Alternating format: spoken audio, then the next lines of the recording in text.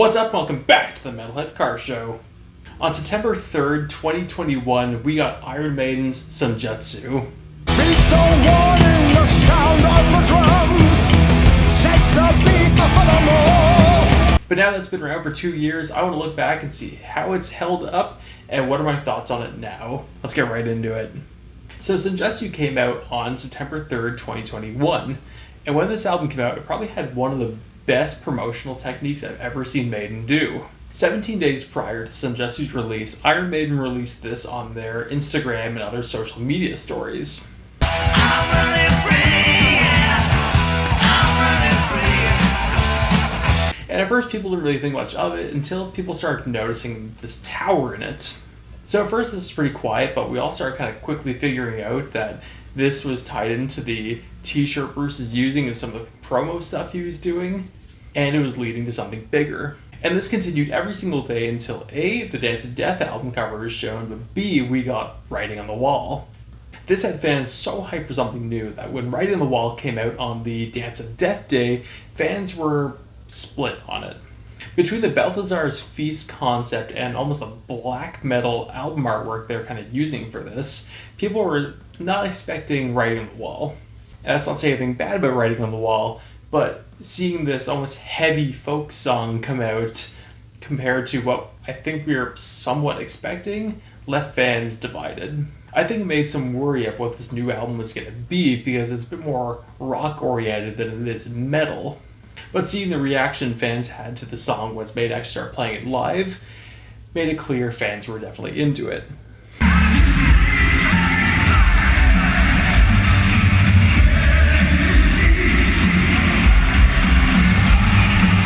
But I'll get to the rest of songs in a minute. On the 17th day, when Senjutsu was announced and released, at first, I was kind of upset by it.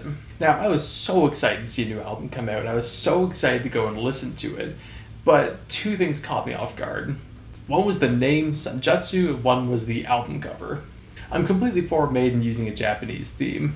I thought it could have made a really cool stage, I thought it could have made a really cool stage edit, and I thought there was a lot of songs that could have went into a Senjutsu tour that we haven't seen played for a while, we haven't seen played ever, and I think would have made for a cool show. So what I didn't love was, I found the album artwork to be a little bit bland. I remember seeing a lot of fan artwork that just had so much more detail put into it, the truth that I found better than what Maiden actually used. And I had the same complaint with the Book of Souls.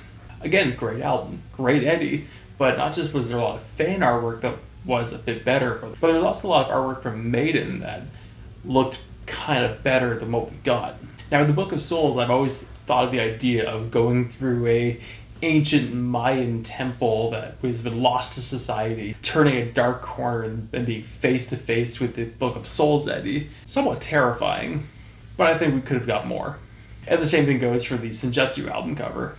The edit looked awesome then, and I think it looks awesome now. It's super aggressive, really in your face. I love the use of the weapons, and I love the actual logo on it. After the Book of Souls tour, they brought back the pointed logo, which, if you don't know what I mean, for every single album between Virtual 11 to the Final Frontier, the logo has actually been flat at the bottom. X Factor was the last album cover to use the pointed letters, and they brought that back for the Book of Souls, and it looks awesome on Senjutsu. And then there was the name, Senjutsu. I just couldn't get into it for such a long time. I knew the translation, I knew the meaning behind it, and even still I couldn't love it. So where am I now? I've gotten over it. I don't have the same distaste for it as I did then. I don't love it, it's not going to be my top 10 Maiden names, but I've stopped complaining about it. So that in itself is a little bit of a win. And my thoughts on the album cover now? Honestly, it's still kind of bland. The edit looks great, but it's still kind of bland.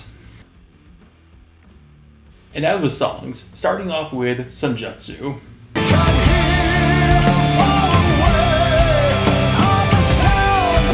When I first heard Senjutsu, I was really torn on it. I didn't hate the song, but I didn't love it. And I never really want to judge anything the first time hearing it.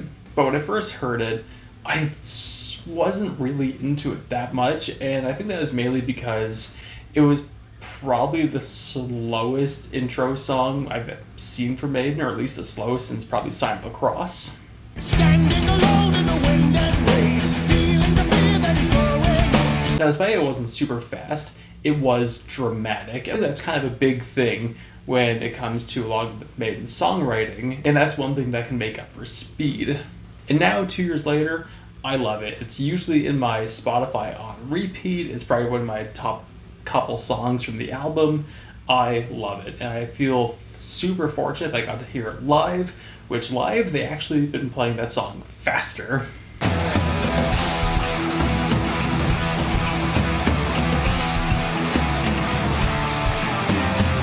Wicked song and wicked opening song.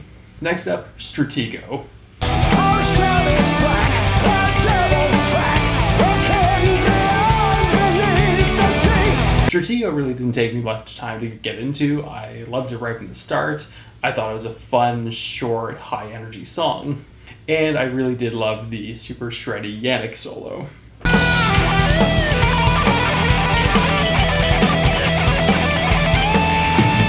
And now, 2 years later, I still love it. I think it's great, I think it's a lot of fun, and I wish it was still being used for the Future Past tour. Next, the writing on the wall. Can you see the riders on the stone? Can you see the... Now, we've already talked about writing on the wall a little bit, so I'm not going to go that deep into it. But when it first came out, it took me a couple listens, but I got into it pretty quickly. I saw a lot of essence of older Maiden stuff, especially Dance of Death a little bit. And now I'm still super into it. I'm actually pretty sure for 2022, it was either my number one or well into my top 5 for my Spotify most played songs. Great song, a lot of fun live, nothing bad to say about it. Up next, Lost in a Lost World.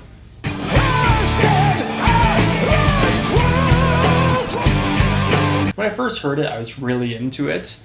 I thought it was like one of the best on the album, and since then, that opinion's kind of changed. It's not that I don't like Lost in a Lost World, it's just that a lot of other songs have kind of moved up the list for me. I think it's a little bit long. I think if there's a setlist change next year, we're still not going to see it be put into the setlist, which I'm not that upset by.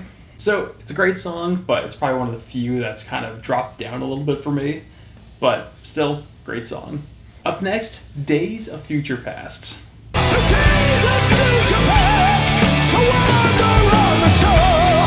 Now, I found the song cool. Along with being one of the shortest songs of the album right next to Stratego, it was also just kind of a lot of fun.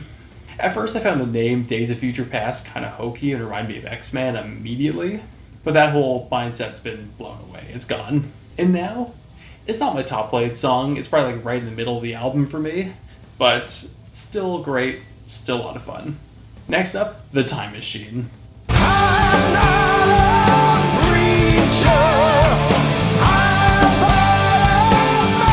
So this is a song, much like Senjutsu, I like it a lot more now than I did when it first came out. When it first came out, I found the vocals to be a little bit odd as the key changed with the guitar, which for the guitar I thought were great, but for the vocals, it just didn't quite sound right. And truthfully, when I saw the fact that Yannick wrote this song, I actually had the song a bit higher on my expectation list because, truthfully, I think Yannick's one of the best writers in Iron Maiden. He doesn't write much, but he only writes quality, and I think almost every single song he really focuses on ends up in Iron Maiden's set lists. Now, 2 years later, it's great. I still kind of have those thoughts about the vocals, but I don't whine about it, and I just kind of go along with it and enjoy it. And I think a lot of the guitar work in this song is wicked. Adrian does have a solo in it, but it's a lot more prominent live than it is the album. So when you listen to the album, it sounds like it's really just Dave and Yannick going at it, and that would be the first time we've had a song like that since on the Brave New World album. And it's always nice to hear one of the Yannick year's Irish dance guitar riffs.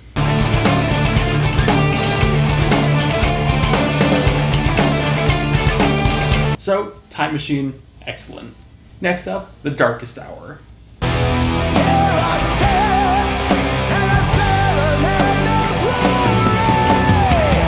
Now, when I did my video saying the songs that Iron Maiden won't play in the Future Past tour, I got so much hate for this song because I said this song was going to be played live and just wouldn't work live due to the tone and vibe of the song. And I stand by everything I said. I was also correct that it would be played. I was actually correct about every song in that video, but that's beside the point. I didn't love it then just due to its just really low tempo and I just wasn't excited by anything in it. And truthfully, I still feel that way. I think it's kind of the weakest song of the album and I just don't love it. It's not a bad song, but I'm just saying of all the songs on Senjutsu, it's the weakest. Next up, Death of the Celts.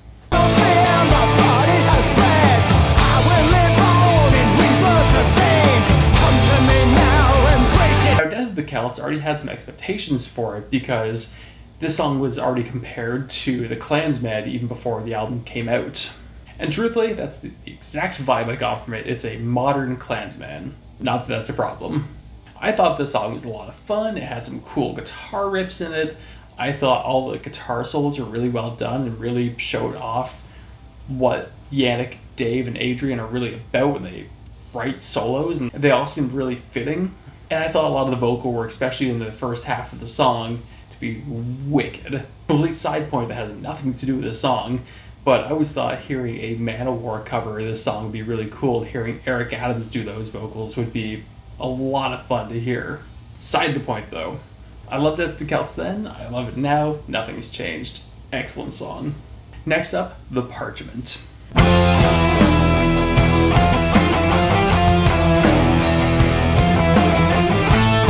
This is probably one of the most unique songs on the album because it seems like the three of them just said, we want to make a song that's mostly guitar solo, and they got to go do exactly that. I think like Adrian and Yannick both do like 3 guitar solos each on this song. Dave's still having one, Dave having a wicked solo, but Dave doing a lot more rhythm than the other two.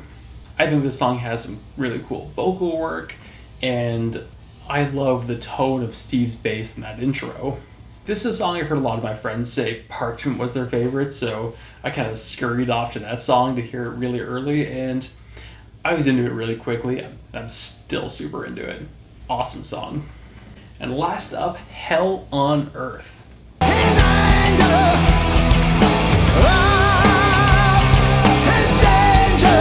When I first started listening to the song, I wasn't really sure what to think of it because it had that really long intro to it. I kind of thought that it might be a slower song that might drag on.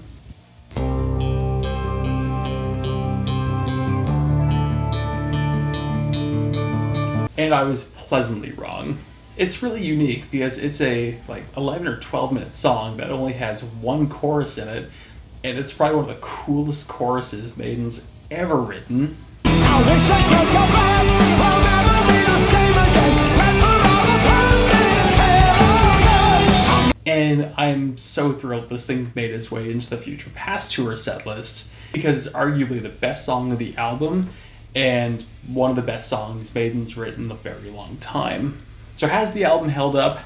Absolutely. I think it is a wicked album, and I think I love it more now than I did then. But it brings up the next question of what I think the future is going to hold for Senjutsu. Well, we know Maiden has a handful more dates for the Future Past Tour for 2023, and we know the Future Past Tour is going to go into 2024.